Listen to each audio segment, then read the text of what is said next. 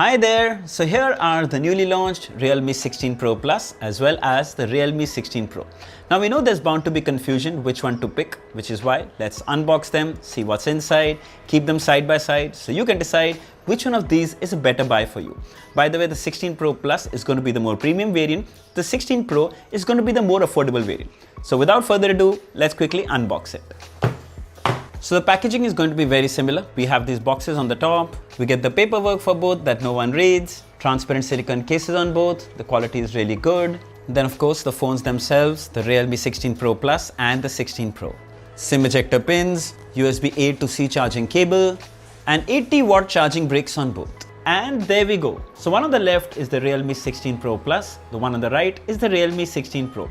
Now this is the master gold color, while this is the orchid purple color. Now if you look closely, the Pro Plus comes with this vegan leather finish which is extremely soft to touch and feels very premium. I mean, that's really good. This one comes with a polycarbonate back which is also very premium, soft to touch and doesn't attract any fingerprint or smudges. The build quality though on both is very nice. I also like to talk about the camera island here. There's a new design, but this one comes with a sliding island here, while this one is that hard island where you can feel the thing here, while this is soft. It feels really nice to touch. Check this out. Though I must say both devices look extremely premium. The island on the Pro Plus is actually stainless steel, while this is polycarbonate. You can see the premiumness in the Pro Plus. Truly stands out. Alright, let's have a quick look at the build and design.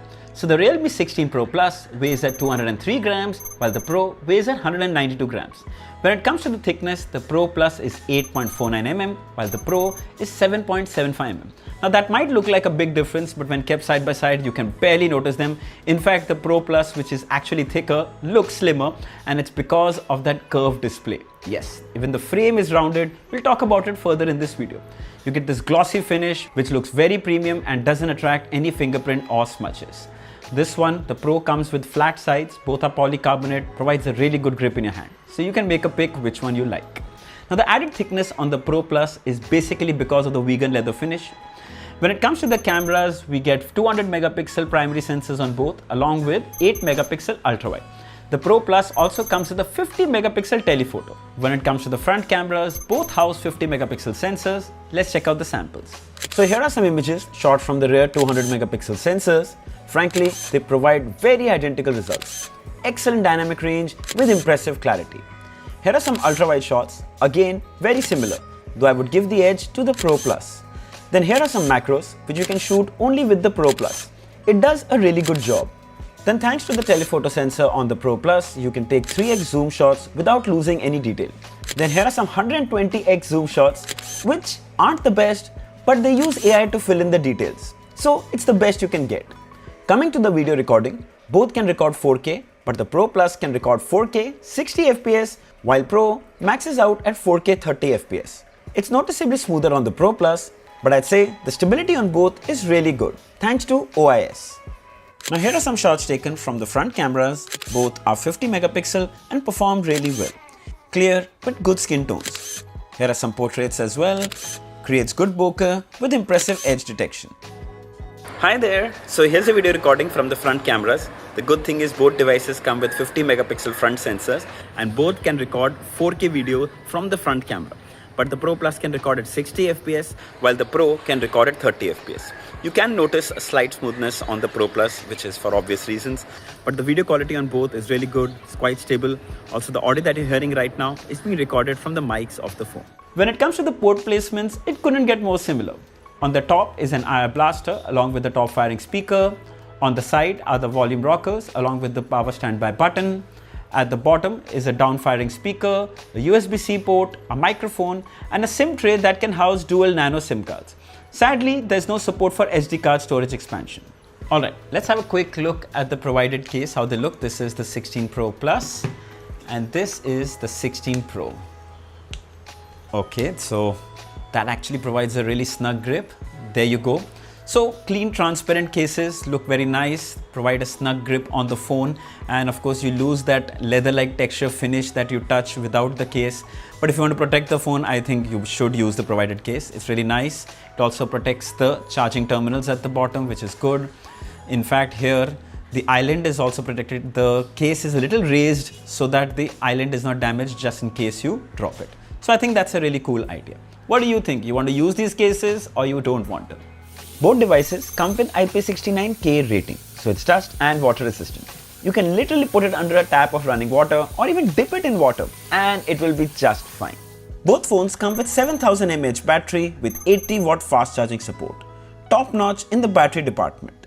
Alright, coming to the display. So the Realme 16 Pro Plus comes with a 6.8-inch curved AMOLED display, while the Realme 16 Pro comes with a 6.78-inch also AMOLED display. Both produce punchy colors with pitch perfect deep blacks. It's really vibrant and gorgeous displays on both these phones. In fact, they look absolutely identical. And of course, the only difference being that this is a curved display while the Pro comes with a flat display. Again, this is a matter of personal preference. Some prefer flat displays, some prefer curved displays. I like the curved display. I think it looks a lot more premium and this sliding experience is also so cool that kind of misses out on the Pro. But that's again personal choice, so you can choose. The other thing that's common between both is 144Hz refresh rate. Yes, both come with 144Hz ultra smooth user experience and everything just flows like silk. Extremely well optimized, something you're going to love. Check that out. When it comes to the bezels, the 16 Pro Plus takes the cake here. Ultra slim bezels on all the four sides, equal and look ultra slim. When it comes to the 16 Pro, the bezels are slightly more noticeable. Good that they are equal on all the four sides. They're not actually really thick, but they're more noticeable when compared to the Pro Plus. But of course, both devices have awesome looking displays. When it comes to HDR support, the Pro supports HDR, while the Pro Plus supports HDR10+. Let's play it and see how it looks.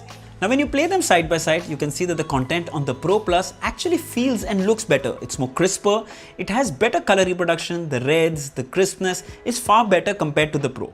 I won't say it's really drastic, but still you can see that the Pro Plus definitely produces better colors. Realme claims 6500 nits of peak brightness on both these devices. We tested them outdoors and the display was bright and vivid. You can easily use these phones on a bright sunny day. When it comes to the user experience, they both are very similar. In fact, as we dive into the settings here, you can see both devices are running Realme UI 7.0, which is really good. As you dive in further below, you'll be happy to know that both devices ship with Android 16 out of the box. That's really good. The latest Android version and the latest Realme UI. So that's very nice. Now when it comes to the user experience, yes, we do know that Realme does put lots and lots of bloatware apps in here. But the good thing is that you can delete the ones that you don't need. So I don't see that as a huge con. The only thing is you'll have to take time to remove what you don't need. Overall, the user experience is really good on both these devices. Alright, let's talk about the performance. So the Realme 16 Pro Plus is powered by the Snapdragon 7 Gen 4 chipset, while the Realme 16 Pro is powered by the Dimensity 7300 Max chipset. Now, when it comes to day-to-day use, you really won't notice much of a difference. Both are really snappy. But of course, the Snapdragon 7 Gen 4 chipset will perform better in long-term use. So definitely a faster processor and a better processor will be a better buy in long-term use.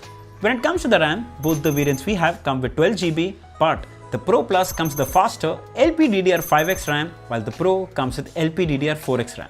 Now, in day-to-day use, you probably might not even notice the difference because apps launch almost similarly at the same speed and pace, but you'll probably notice much of a difference in long-term use. Of course, 5X RAM will definitely be faster and will launch apps and keep them in memory for a longer time. So that's definitely better. Now both these devices come with in-display fingerprint scanner and they're quite fast and snappy to unlock, as you can see.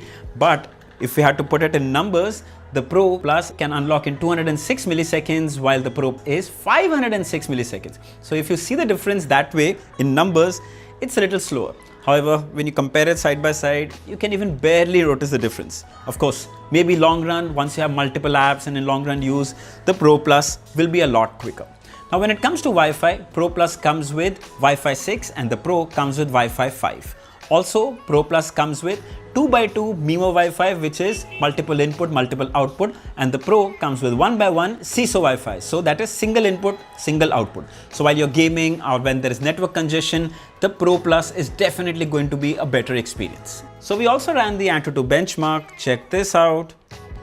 So the Pro Plus, you get 15,16,000 and on the Pro, you get about 9,78,000. Now you can see there is a significant difference between the two. The Pro Plus is almost 50% faster in chipset speed compared to the Pro. So that's something you'll have to keep in mind. We also ran the storage test here. By the way, both these devices come with UFS 3.1. The read speed here is 2076, the read speed here is 2023. The write speed here is 1868, while here it is 1877. So I can say they're almost similar when it comes to read-write speed and storage. When it comes to gaming, we tested BGMI on both and they performed really well. Firstly, we got Super Smooth and Extreme Plus in the graphics settings, which is 90 FPS. The gameplay on both the devices was very identical initially, but the Pro Plus was more stable in long-term gaming. No drop frames or lag. The Pro 2 stood strong but not as good as the Pro Plus. Mostly flawless gaming experience on both these devices, 16 Pro and the 16 Pro Plus. You can definitely consider either of them for gaming. Alright, so which one of these are you gonna pick? The one with the curved display or the one with the flat display? The one with the Snapdragon chipset or the Dimensity chipset? The one with the soft vegan leather finish or the matte polycarbonate back? Well, I know it can get confusing, which is why we shared all the differences between the two devices so you can decide which one is better for you. You'll find the price, availability details and the purchase links below in the description. If you'd like to buy one, you should definitely check this one out. So I hope this video was helpful. Until next time, cheers!